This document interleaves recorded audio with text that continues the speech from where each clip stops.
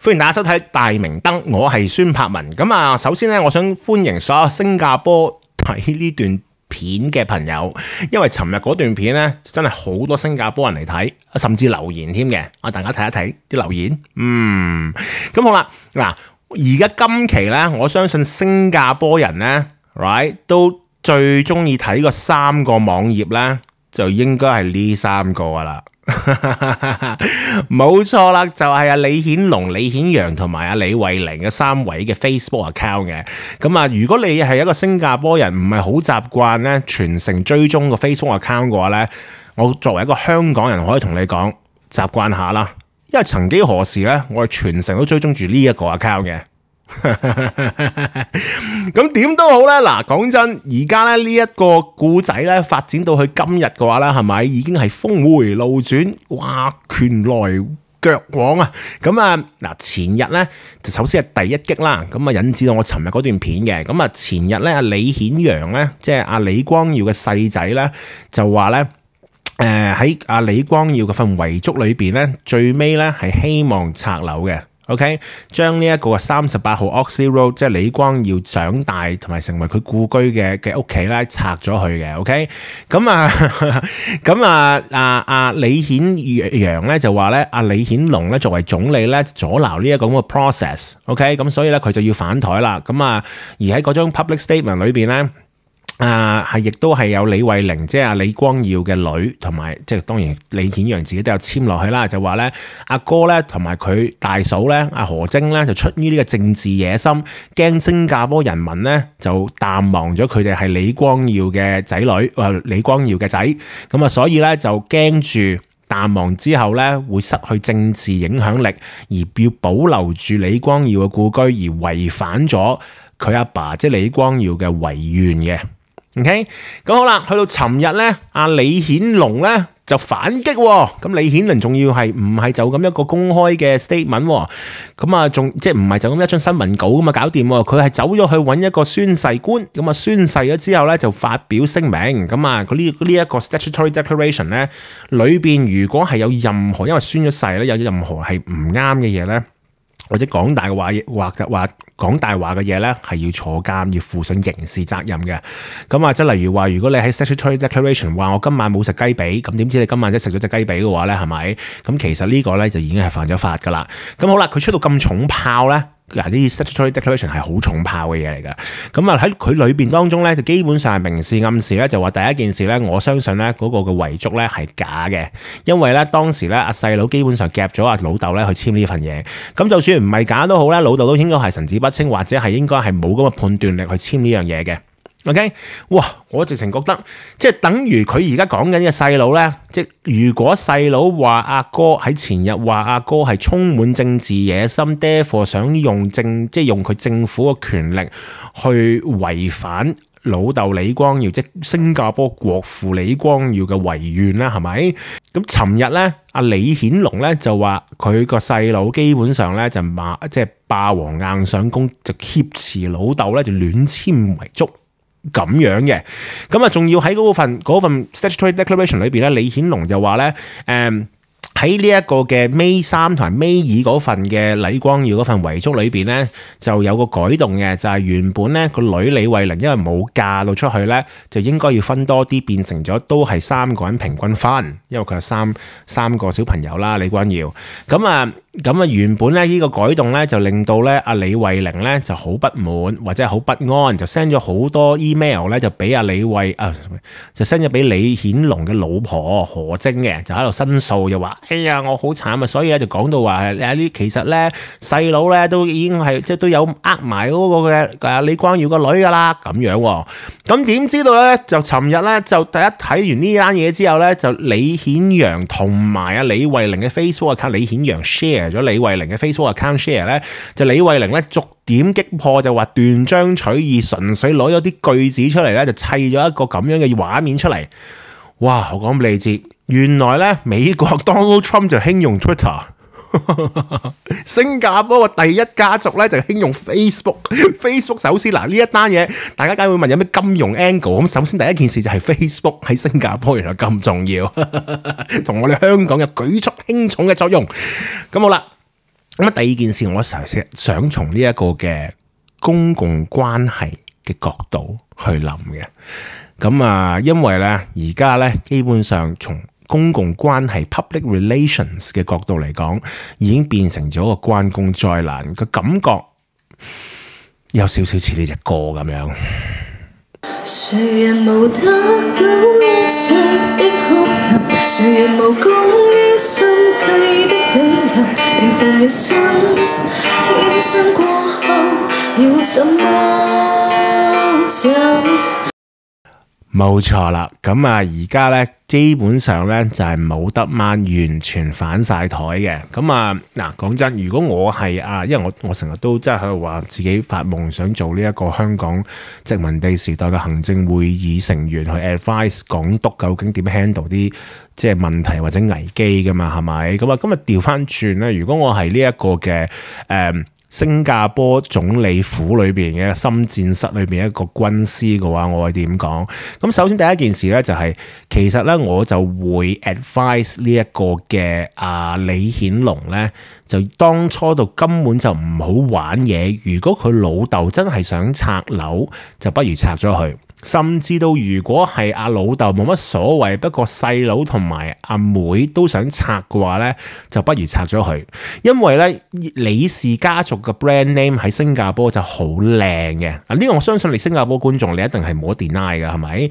咁好啦，如果你係話 brand name branding 咁靚嘅話咧，唯一一個可以打擊李顯龍嘅人都一定要係姓李嘅咯。即係一定係一係就李慧玲，一係就李顯陽咯。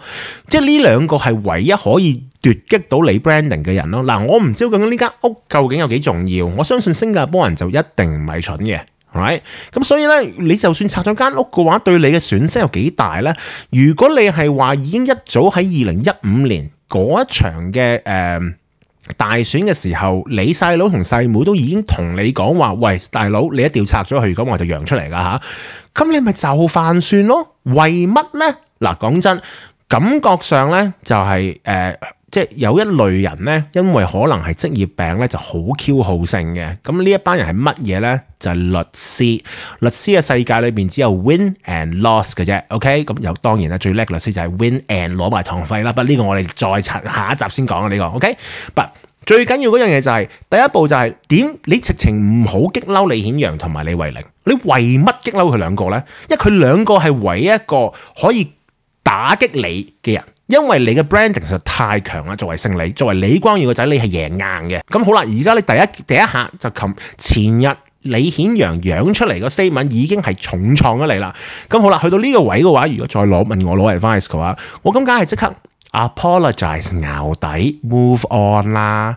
話你可能係你自己都有份喺度長大。Right? 你好中意嗰度，或者你好每一次見到都好掛念你阿爸，所以咧就即係動心咁 apologize 咯，係咪先？呢一招克林頓都成日用噶啦，我見到克林頓幾受歡迎啊，你知唔知啊？你都只係想贏選舉啫，你唔係而家你不但只否認做過嘢去違反你老豆嘅遺願，你直情話你老豆最尾嗰張遺囑裏邊寫嘅嘢，一係就完全係假嘅，就算唔係假，都係你老豆俾人哋係嘛誤導，或者係佢根本就神志不清去簽落去。哇！你咁樣搞落去嘅話，我就算俾你 keep 到呢38 Oxley Road 嘅話，你都係輸咗啦，大佬！你做乜嘢㗎？使唔使咁死撐嗱？而家故事裏邊咧，李顯龍咧個 statutory declaration 裏邊咧就暗示明示就係咁瘋狂咁暗串李顯陽嘅老婆，即係二嫂嘅 ，OK？ 咁啊，李顯陽咧喺 original statement 裏邊咧就冇係絕對係明示噶啦，就直接攻擊何晶嘅。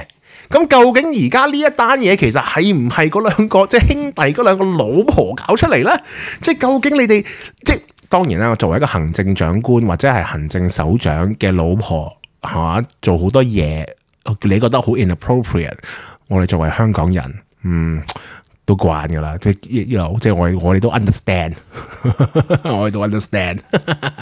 不過你點解要咁樣做咧？我真係唔明點解你要咁做。咁好啦，嗱，再講咯。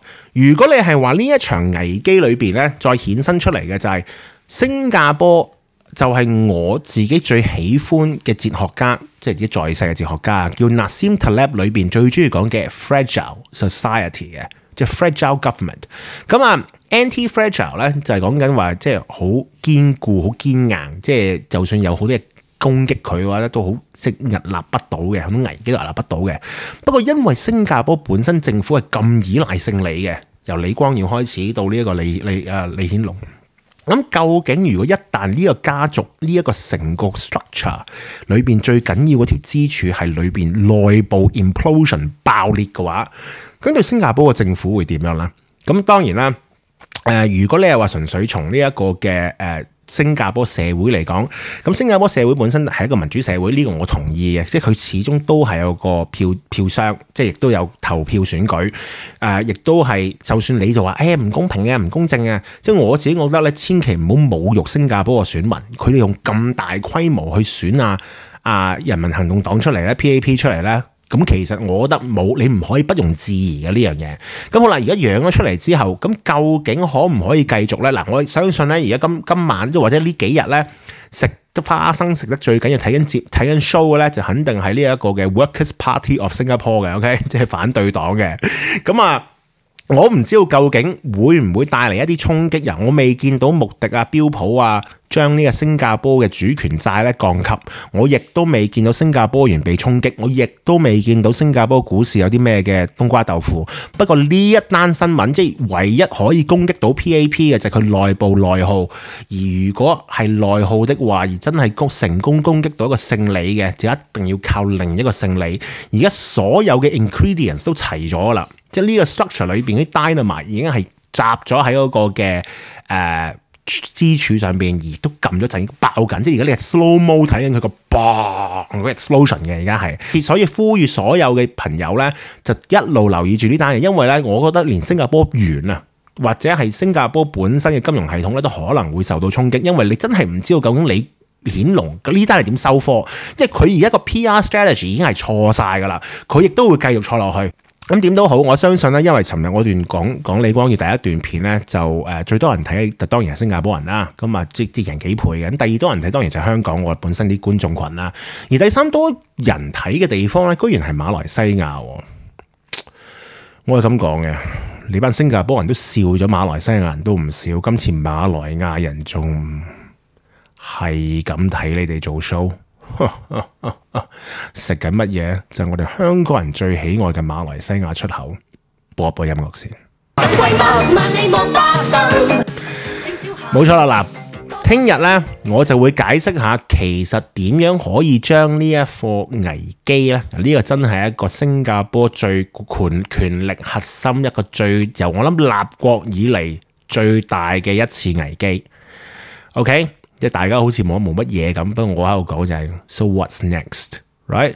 咁啊，如果你係話聽日咧，我就會講下繼續 mishandle 會係點樣，同埋點樣可以化呢個危機成為一個真真正正令到新加坡成為一個李光耀都會好 proud 嘅 stable society。想知道我聽日講乜嘢 ？Subscribe to 我呢個節目啦！多謝大家咁嘅收睇。We begin a new chapter in the history of Singapore.